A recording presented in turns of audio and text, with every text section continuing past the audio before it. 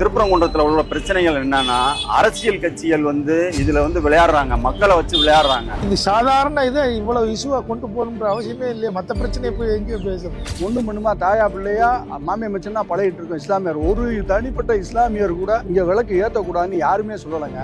இந்துக்களுக்கும் இஸ்லாமியர்களுக்கும் இடையில பதட்டத்தை இந்த அரசு தான் உண்டாக நினைக்குன்னு சொல்லி இந்துக்களை விட இஸ்லாமியர்கள் தான் அதிகப்படியான கோபத்துல இந்த அரசாங்கத்து மேல இருக்கிறாங்க. ஒரு ஹைகோர்ட் ஜட்ஜ்மெண்ட் அவரே நேரடியா பார்த்து இடத்தை சர்வே பண்ணி அவர் கரெக்டா ஒரு தீர்ப்பு சொல்லி இருக்கும் போது இதை தப்புன்னு சொல்றதுக்கு இவங்களுக்கு என்ன அதிகாரம் இருக்கு? கோர்ட் சொல்லியுமே கேட்கலையே இந்த அரசாங்கம். அந்த ரொம்ப கவலையா இருக்கு. இந்துக்களை புறக்கணிக்கிறாங்களா என்னங்கிறது தெரியல. இந்த பிரச்சனையை தமிழக அரசு தான் பெருசாக்கி விட்டுக்கிட்டு இருக்காங்க. அரசியல் ஆதாயத்துக்காண்டி சிறுபான்மையினர் ஓட்டு வேணும்ன்றதுக்காக பண்ணிக்கிட்டு இருக்காங்கன்னு நினைக்கிறேன். இஸ்லாமியர்களுக்கும் இந்துக்களுக்குமான சண்டையா தான் நினைச்சாங்க. திருப்பரங்குன்றத்துல இருக்க முஸ்லிம்ஸ்க்கோ இந்துக்கோ எந்தவித கருத்து வேறுபாடு எதுவுமே கிடையாது. இங்க இருக்க திமுக அரசியல்வாதிகள் தான் அரசியல் ஓட்டுக்காண்டி இதை பயன்படுத்துறாங்க. அமைச்சர் ரகுபதி திருச்சி சொல்றாரு, மக்களை குழப்பி உயர் நீதிமன்றம் சொன்ன தீர்ப்பவே மாத்தி இவங்க பூரா பொய்யா பேசுறாங்க. இந்த நவாஸ்கனிக்கும் நம்ம ஊருக்கும் திருப்பரங்குன்றத்துக்கும் எந்த விதமான சம்பந்தமும் கிடையாது. ஒரு இந்துக்கள் மனசை புண்படுத்துற வகையில அவர் பிரியாணி சாப்பிடுறாரு.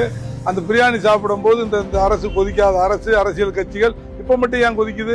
அவர் எங்க கடவுள் மறுப்பு கொள்கைகளுக்கும் கடவுள் உள்ளதுன்னு சொல்ற சிந்தனையாளருக்கு தான் நடந்துருக்கு. நைட்டு ஒரு கோர்ட்ல ஒரு தீர்ப்பு சொல்லுது இந்து கோயிலை இடிக்கணும்னு, காலையில போய் இடிச்சு போடுறீங்க. அது மட்டும் எப்படி? அளவைக்கல்ங்கிறது 4 முக்குலதான் இருக்கும். மலை உச்சி மலையா போய் வைப்பான். எம்பி போய் இதை போய் பாராளுமன்றத்துல பேசுறாங்க.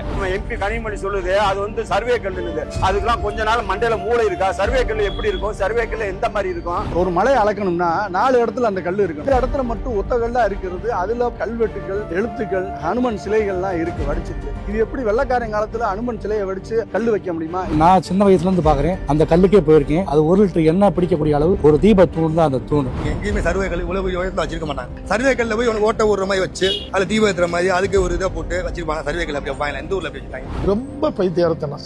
சர்வே கல்லுக்கும் விளக்கு தூணுக்கும் அங்க போய் போட்டோ எடுத்து பாருங்க. அது உங்களுக்கே தெரியும். நான் சொல்லணும்ன்றது இல்ல. சர்வ கல்லுக்கும் தீபத்தூணுக்கும் வித்தியாசம் தெரியாது. உங்க எப்படி ஆட்சியாளராக இருக்கும்? இந்த இதை பொதுமக்கள் தான் சிந்திக்கணும். மக்களை திரும்ப திரும்ப திரும்ப திரும்ப திரும்ப இவங்க சண்டையில தூடுறாங்க.